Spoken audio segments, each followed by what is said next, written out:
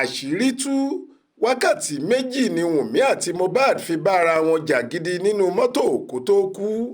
Spending ló sọ bẹ́ẹ̀. Lójúnà ìtọpinpin tíjọba ìpínlẹ̀ Èkó ń ṣe láti túṣu désàlẹ̀ ìkòkò ikú tó pa gbajúgbajà òǹkọrin hip hop ní ìlérí olúwa Ọládìméjì Alọ́ba táwọn èèyàn mọ̀ sí Mohbad, ọ̀kan lára àwọn ọ̀rẹ́ tímọ́tímọ́ olóògbé tó wà pẹ̀lú rẹ̀ kẹ́yìn, Sodiq Ayọ̀bámi, tí ìnagijẹ rẹ̀ ń jẹ́ Spending, ti táṣìírí pé ìjà tó gbóná jọjọ ló ṣẹlẹ̀ láàrin Mohbad àti ìyàwó rẹ̀ Wumi Alọ́ba lásìkò táwọn ń ti òde eré tó lọ ṣe nílùú Ìkòròdú bọ̀. Ó ní fún bíi wákàtí méjì làwọn méjèèjì fi ń tàpóró gan kí wọ́n tó padà dé sílé ní Lẹ́kì. Spending sọ̀rọ̀ yìí lọ́jọ́ ajé Monday ọjọ́ 15 oṣù kẹrin yìí lásìkò táwọn agbẹjọ́rò ń fi ìbéèrè pò nífúnpọ̀ níwájú ìgbìmọ̀ olùṣèwádìí ìṣẹ̀lẹ̀ àkànṣe ìyẹn coroner inquest tó fìkàlẹ̀ sí kóòtù gíga kan ní ìta ẹlẹ́wà nílùú Ìkòròdú, ìpínlẹ̀ Èkó. Nǹkan bíi aago 11 kọjá ìṣẹ́jú 15 ni ìjókòó ìgbìmọ̀ náà bẹ̀rẹ̀ nígbà tí onídàájọ́ abilékọ Adédayọ̀ Tafikat Ṣókúnbi jókòó tẹpọ́n sórí àga ìdájọ́.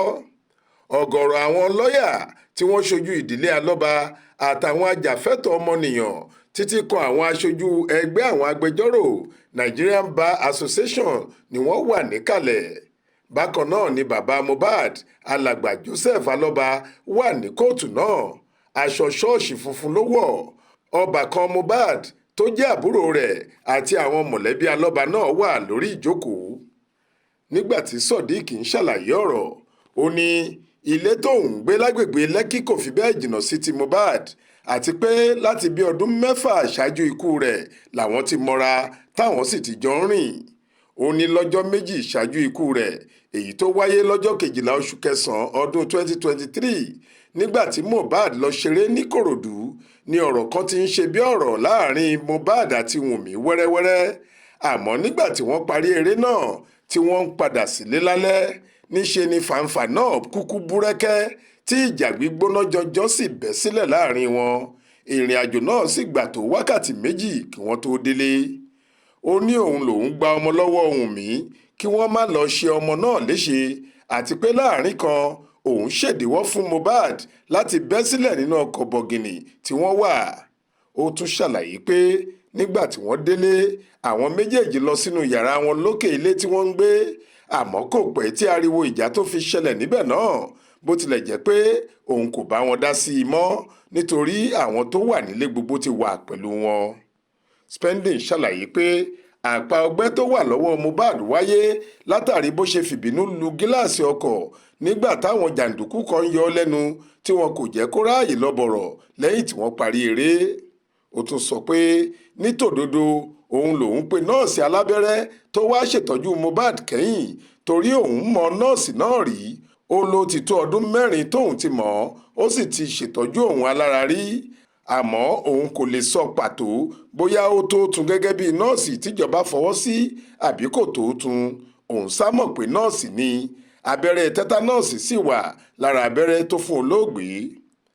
Wọ́n béèrè lọ́wọ́ Sodiq bóyá ó rò pé ikú Mohbad rọ̀ mọ́ ìjà tó wáyé tàbí ìtọ́jú ìṣègùn ìkẹyìn tó gbà. Ọkùnrin náà lòun kò lè sọ pàtó. Wọ́n tún bi léèrè bóyá ó mọ̀ nípa ìpèníjà àìsàn ọpọlọ tàbí àìyá ara tó lágbára nípa Mohbad.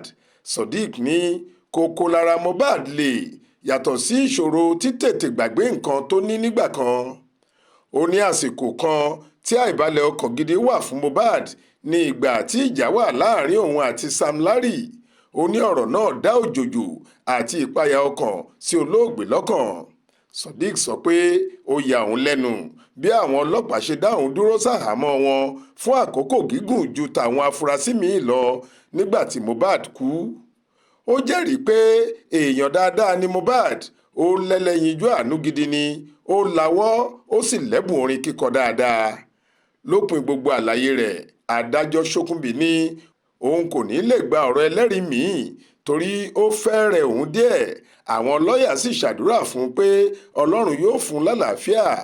Ìjókòó náà sún ìgbẹ́jọ́ tó kàn sí ọjọ́ 15 oṣù karùn-ún ọdún yìí. Faith Adébọlá ló ń jábọ̀ ròyìn fún iléeṣẹ́ tẹlifíṣàn Aláròye online TV.